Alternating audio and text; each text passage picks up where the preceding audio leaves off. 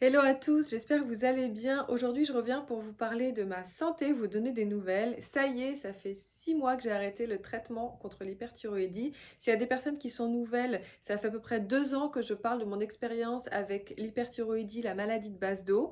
Il y a tout un tas de vidéos dans lesquelles j'explique pas à pas ce qui m'arrive. Je les ai réunies dans une playlist dont je vous mets le lien dans la description si jamais ça vous intéresse.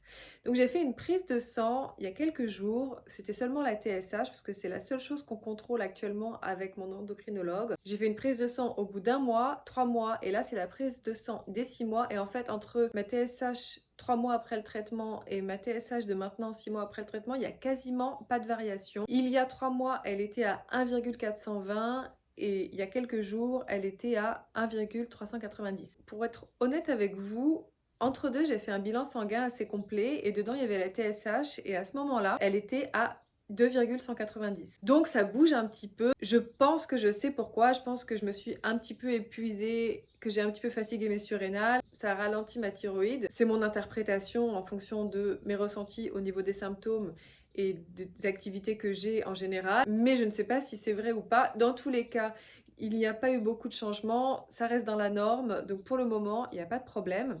Et quand j'ai fait mon bilan il y a un mois, j'ai aussi ajouté les anticorps. Je voulais savoir s'ils avaient bougé ou pas. Il faut savoir que mon endocrinologue, mon médecin, ne me demande pas de faire les anticorps. On ne contrôle que la TSH. Et si jamais la TSH est mauvaise, on contrôle ensuite la T3 et la T4 et on contrôle aussi les anticorps pour voir si la maladie auto-immune, la maladie de base d'eau est revenue. Je vois les choses d'une manière un petit peu différente. Je pense qu'il est intéressant d'anticiper, d'être dans la prophylaxie et d'essayer d'éviter que la maladie revienne plutôt que de faire le chemin inverse, c'est-à-dire attendre qu'il y ait des symptômes, faire les prises de sang les unes après les autres pour voir si la maladie est revenue. Parce que comme je fais un certain nombre de choses pour éviter que les anticorps n'augmentent, voire pour faire en sorte qu'ils diminuent si possible, pour moi c'est intéressant de contrôler et si jamais je vois que ça augmente un petit peu, d'être plus à l'écoute, de faire plus attention et de mettre en place plus de choses pour qu'il n'augmente pas et que ça ne crée pas de nouveau la maladie, mais aussi si possible pour qu'il diminue. Donc moi, j'espérais vraiment que mes anticorps avaient encore augmenté depuis la dernière fois que je les avais contrôlés. C'était fin novembre dernier. Mais en même temps, je savais ce que j'avais fait durant ces derniers mois et je savais qu'il y avait des risques pour qu'ils aient augmenté. Et effectivement, ils ont augmenté. Donc en novembre dernier, ils étaient à 2 et quand je les ai recontrôlés il y a un mois, ils étaient à 2,8. Il faut savoir qu'en dessous de 2,9, ils sont considérés comme négatifs. Entre 2,9 et 3,3, ils sont considérés comme équivoques. Et à partir de 3,3, c'est considéré comme positif. Moi, il faut que je fasse quand même très attention parce que j'ai déjà eu la maladie de base d'eau 2 fois. Pour moi, il y a une composante génétique puisque ma mère a eu la maladie de base d'eau. Donc, il faut vraiment que je sois très attentive et que je fasse très attention pour que cette maladie ne revienne pas parce que on le sait, c'est très très fréquent qu'il y ait des rechutes et quand il y a beaucoup de rechutes, on peut être amené à devoir envisager d'autres modes de traitement, c'est-à-dire au lieu de prendre un traitement médicamenteux pendant un an et demi, 2 ans, on peut être amené à prendre de l'iode radioactif qui va venir détruire la thyroïde ou faire une ablation totale de la thyroïde. Bon, donc je pense que je sais pourquoi mes anticorps ont augmenté. Comme j'ai commencé à me sentir de mieux en mieux, j'étais beaucoup moins fatiguée. J'ai prévu tout un tas de choses. On a beaucoup voyagé avec mon mari, j'étais rarement chez moi. Ça a occasionné chez moi de la fatigue, du stress par moment, et puis je n'ai vraiment pas respecté mon régime alimentaire. J'ai fait énormément d'écarts pendant un certain temps. Quand j'ai fait la prise de sang il y a un mois, je me suis dit, ok, maintenant il faut vraiment que je fasse super attention, que je prenne aussi des temps de repos, que je sois pas tout le temps en train de faire des activités, en train de bouger, etc. Et que je respecte de nouveau mon régime alimentaire. Donc c'est ce que je fais, je le respecte assez strictement. Et d'ailleurs, depuis, je suis repartie dans le sud, j'ai rejoint une copine et j'ai vraiment respecté mon régime au mieux et je pense que maintenant je suis dans un moment où j'accepte d'avoir ce régime alimentaire. J'en avais vraiment assez, j'avais vraiment cette envie de faire plein de choses, de profiter, de manger ce que je voulais, etc. parce que je m'étais sentie très contrainte pendant tout ce temps où j'ai été malade, sous traitement, avec les effets secondaires et avec toutes les contraintes qui allaient avec, tous les compléments alimentaires que je prenais, etc. Donc j'ai eu un peu un besoin là de compenser. Maintenant que je l'ai fait, maintenant que j'ai compensé, je reviens plus dans un équilibre et le fait de respecter ce régime alimentaire ne me dérange plus. En tout cas pour le moment, je trouve plein d'alternatives. J'essaie de manger chez moi au maximum. Je ne mange pas en extérieur si je ne trouve pas quelque chose qui convient à mon régime. Et c'est ok comme ça, c'est plus un problème pour moi. Je ne sais pas combien de temps ça durera, mais pour le moment, c'est bon. Quand j'ai fait ce test des anticorps, ça faisait aussi 2 mois que je ne prenais plus de reishi parce que j'en prends un mois, puis je fais 2 mois de pause et ensuite je reprends un mois, etc. Et donc c'était le moment où je devais le reprendre. Donc j'ai aussi repris du reishi pendant un mois et je vais continuer à en prendre régulièrement. Je rappelle que c'est un champignon qui fait partie des champignons qui sont utilisés dans la mycothérapie d'origine chinoise et il est immunomodulateur, donc c'est quelque chose qui aide mon corps à faire redescendre les anticorps. Je travaille aussi en parallèle beaucoup sur le stress, j'essaie de faire des respirations, de faire des temps d'expiration longs, j'ai augmenté mes temps d'expiration quand je fais des respirations tous les jours, je fais toujours du yoga, je marche toujours beaucoup, j'essaie de bien souffler, d'essayer de prendre vraiment des temps de calme, de faire ce qui me fait du bien, ce qui vraiment ralentit mon organisme, lui permet d'aller vers l'apaisement. Pendant ces 3 mois, il y a eu des moments où j'ai eu des doutes, où je me suis demandé si j'avais pas des épisodes d'hyperthyroïdie justement parce que je me sentais tendue, je me sentais un peu stressée, ou j'avais le cœur qui réagissait assez vite. Et en fait, je pense que je n'ai pas eu du tout de moment d'hyperthyroïdie, mais je pense que j'avais de l'épuisement et que j'avais mes glandes surrénales qui recommençaient à être épuisées. Comme j'ai fait une formation en naturopathie, au moment où j'avais vraiment besoin d'être accompagnée, j'ai fait ce choix de faire une formation qui me permet d'être autonome la plupart du temps. Quand je vois que j'ai des signes de fatigue surrénalienne, je mets en place ce qu'il faut pour les aider, pour les soutenir. Donc c'est ce que j'ai fait aussi. Et petit à petit, je me suis sentie mieux. Je me rends compte que même si j'ai des épisodes de fatigue, même si je tombe malade, je m'en remets beaucoup plus facilement qu'avant. Je pense que je suis à peu près comme tout le monde. En revanche, je pense qu'au niveau de l'immunité, je n'ai pas encore totalement récupéré mon immunité. Je vous avais expliqué dans une autre vidéo qu'avec ce traitement, j'avais une baisse de l'immunité et que j'étais tombée malade plusieurs fois, alors que je n'avais vraiment pas l'habitude de tomber malade et surtout pas ce type de maladie, notamment les maladies intestinales. J'ai eu beaucoup de verrues plantaires alors que je n'en avais pas eu depuis des années. J'ai eu beaucoup d'herpès, de boutons de fièvre au niveau de la lèvre alors que j'en avais à peu près une fois tous les 2 ans.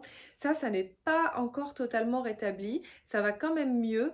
Mais par exemple, quand on est parti dans le sud, le 2e jour, j'avais un herpès.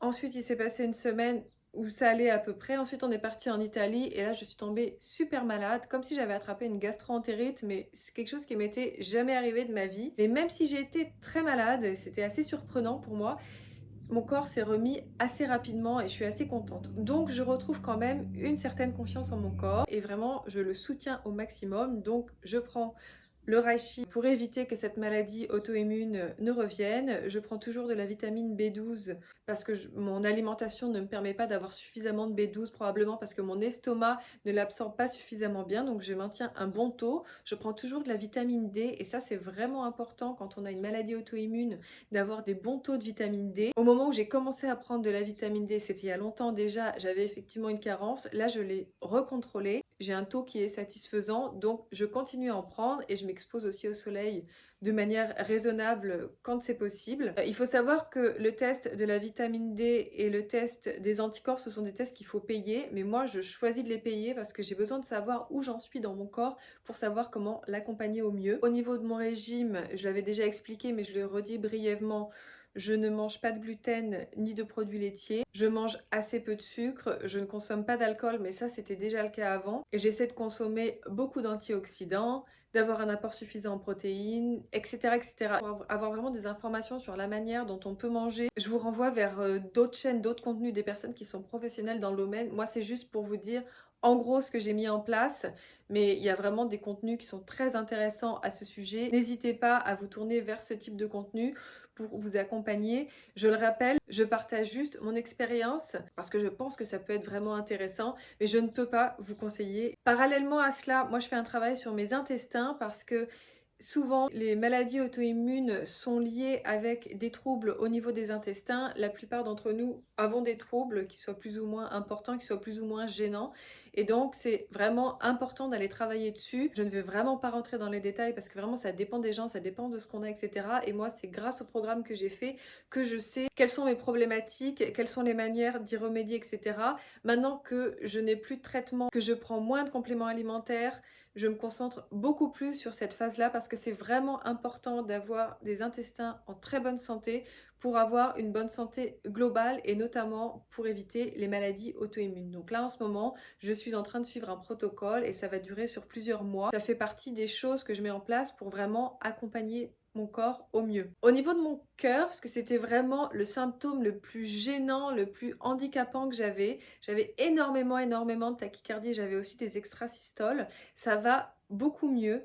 J'ai très rarement des extrasystoles. Ça m'est arrivé il y a quelques jours d'avoir un petit peu d'extrasystole le soir, mais c'est très rare. La plupart du temps, je n'en ai plus du tout et même quand je suis stressée ou quand je suis fatiguée ou quand je fais un peu plus d'activité physique, j'ai aussi beaucoup moins de tachycardie. En revanche, si je suis stressée, fatiguée, si je suis dans une situation dont je ne peux pas sortir, je pense que moi, c'est surtout quand je me sens un petit peu prisonnière, un peu oppressée, je peux avoir de la tachycardie, mais les battements sont moins rapides qu'avant. C'est trop élevé, ça n'est pas normal, mais c'est moins rapide qu'avant.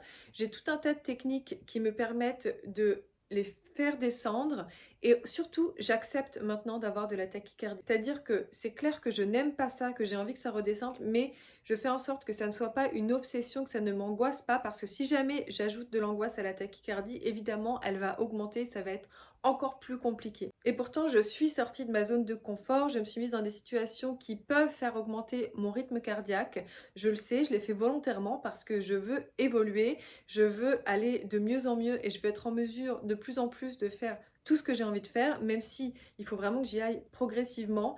Et malgré cela, je ne me suis pas retrouvée avec des épisodes de tachycardie énormes, comme je vous avais décrit il y a 3 mois, quand je vous ai fait le dernier bilan sur ma santé. Donc je suis très contente. Je suis probablement plus sensible qu'avant au niveau du cœur, mais c'est beaucoup plus raisonnable, je l'accepte beaucoup plus et surtout, ça revient bien à la normale. J'en ai parlé avec une médecin, je lui demandais si c'était indiqué d'aller voir un cardiologue éventuellement, puisque depuis que j'ai eu cet épisode d'hyperthyroïdie de base d'eau, mon cœur n'est pas revenu à la normale et ça reste compliqué. Et elle m'a dit que selon elle, ça n'était pas la peine parce que j'avais une grosse amplitude au niveau du cœur. Même si ça montait assez haut, ça redescendait bien et aussi parce qu'au moment où j'ai eu le pire épisode de tachycardie de ma vie et que je suis allée aux urgences, que c'est monté jusqu'à 208 battements par minute, mon électrocardiogramme qui a duré à peu près 7 heures était bon. C'est-à-dire que même si c'était extrêmement rapide, c'était totalement anormal et que ça ne redescendait pas malgré les produits qu'il m'avait administrés, ça montait et ça redescendait tout à fait normalement. Donc, pour elle, j'ai un cœur qui est en bonne santé, il n'y a pas de raison de s'inquiéter.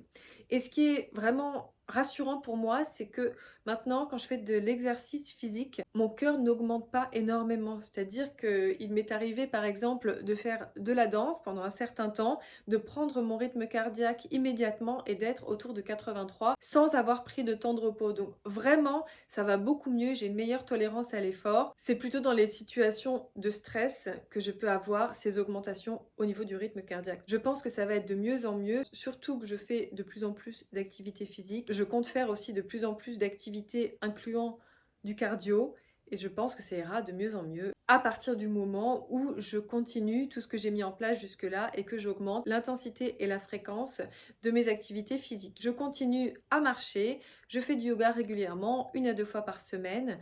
Je danse, je compte danser de plus en plus. Je pense que c'est tout ce que je voulais vous dire pour aujourd'hui. Donc le bilan est bon, moi je suis contente.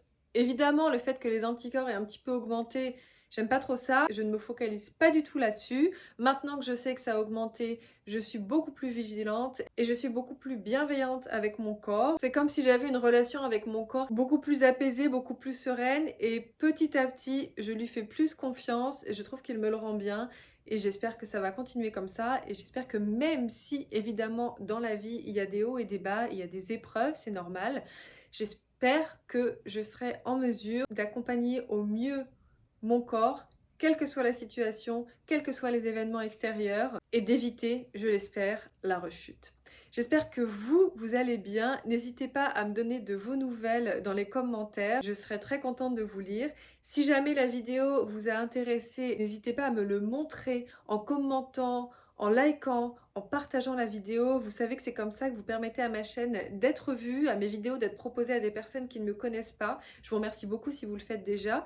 Si vous avez envie de voir d'autres vidéos, n'hésitez pas à vous abonner à la chaîne si ce n'est pas encore fait, à activer la cloche si vous voulez recevoir des notifications quand je propose une nouvelle vidéo. Votre soutien m'est vraiment précieux, donc merci infiniment. Je vous souhaite une bonne journée ou une bonne soirée et surtout la pleine santé. Prenez soin de vous et à très bientôt pour une prochaine vidéo. Bye bye!